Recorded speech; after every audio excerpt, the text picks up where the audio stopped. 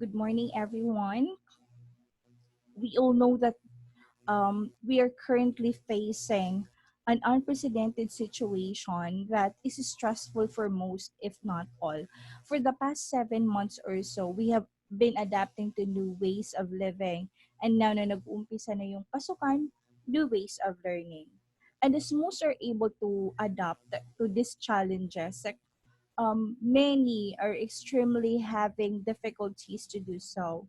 Hence, this topics that you have been watching was initiated. It is meant to provide information and tools to help you guys cope during these complex and difficult times. So the topic that was given to us to tackle is about understanding suicide. um, I know that you have heard it in the news that the numbers are already increasing as people experience a vast range of overwhelming emotions as we experience this crisis, this pandemic. So, umpisahan natin by defining what is suicide. So, according to the CDC, it is the death caused by self-directed injurious behavior with any intent to die as a result of the behavior. Now, allow me to correct um, some terms that we mistakenly use when we refer to suicide. First is committed suicide. Second is completed suicide and successful suicide. These are rather unsuitable terms to use. So, the preferred terms would be death by suicide, or you can say someone has died by suicide. Since the most important cause of suicide is mental illness, though suicide itself is not a mental disorder.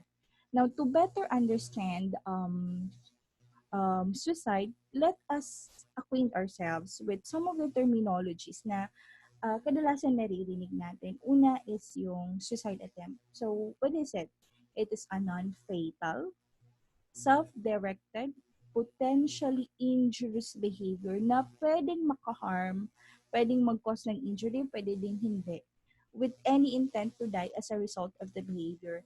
So when there is already a plan, okay, when there's already a plan and an action rather, an action done to harm oneself, that's already called suicide attempt. Now, the other term is suicidal ideation. So you may already probably hear about it also. It's the thoughts of suicide that can range in severity from a vague wish to be dead. So, like an example would be some of the cognitive distortions na meron yung mga taong merong suicidal ideation is halimbawa, um, I want to die because I don't like to be a burden to my family anymore, or I'm a failure and my death will be my only success. So these are some of the cognitive distortions, and that connotes that wish, and it's categorized as suicidal ideation. Uh, to act with suicidal ideation with a specific plan and intent. So suicidal ideation also includes those ideation, yung mga ideya about suicide na meron ng specific plan and intent na mag uh, na to attempt suicide. So an example would be a person who has already planned as to how they will go about it and when they will uh, attempt suicide. So that's also called suicidal ideation. Now, when there's already an action done, that's an attempt done, that's called suicide attempt. All right. So we know that there are situations that help the risk of people attempting suicide. So, tinatawag natin silang risk factors. So, what are these risk factors? Una, if they have made or attempt in the past, if a member of a family attempted or died by suicide, nagkakaroon ng contagion effect. If they have access to harmful materials that may allow them to attempt suicide.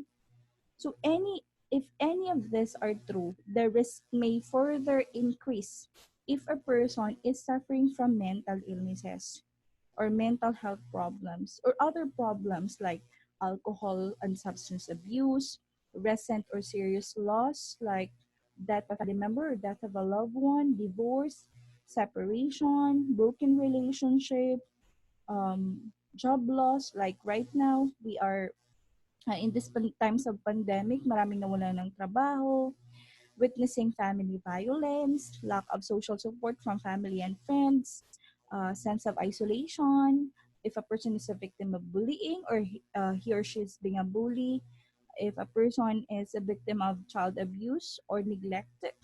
Okay, so these are uh, these are the risk factors for suicidality. Now, tatanungin natin, paano natin malalaman kung ang isang tao ay meron siyang suicidal ideation? So, ito yung tinatawag nating warning signs. So, we must look for the warning signs. Ano nga ba ito? Una, pag ang isang tao ay uh, nagsasalita or consistently talks about dying, change in personality, bigla siyang naging nagsi-self-isolate, bigla siyang puwedeng aggression, puwedeng self-isolation, puwedeng nagma-manifest ng changes in mood. Okay? So, change in behavior, these are noticeable. Change in sleep patterns, halimbawa, puwedeng nag-o-oversleeping or puwedeng hindi makatulog. Eating habits, either walang ganang kumain or nag-overeating, pwedeng ganon. Fear of losing control.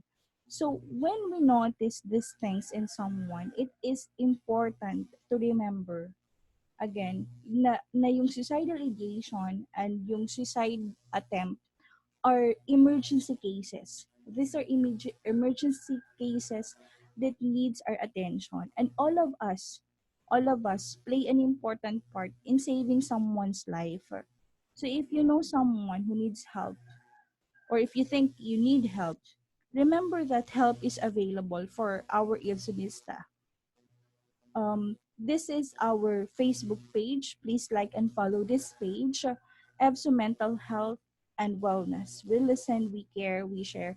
This is the official Facebook page of the EBSU MHPSS team, where you can seek help for any mental and for any distress that you're currently experiencing. All right, so um, that ends my talk. This will be followed by a topic presentation on the myths and facts of suicide that will be discussed by one of our guidance advocate in Awan campus, Mrs. Irajam Albasin Lakaba. So again, let me end by saying that I'm here to talk, I'm here to listen, I'm here for you and with you. This is your registered guidance counselor, Maiko May Emres Kayako. You may contact me at 0967 5632166. Thank you for watching this video and have a good day. Bye.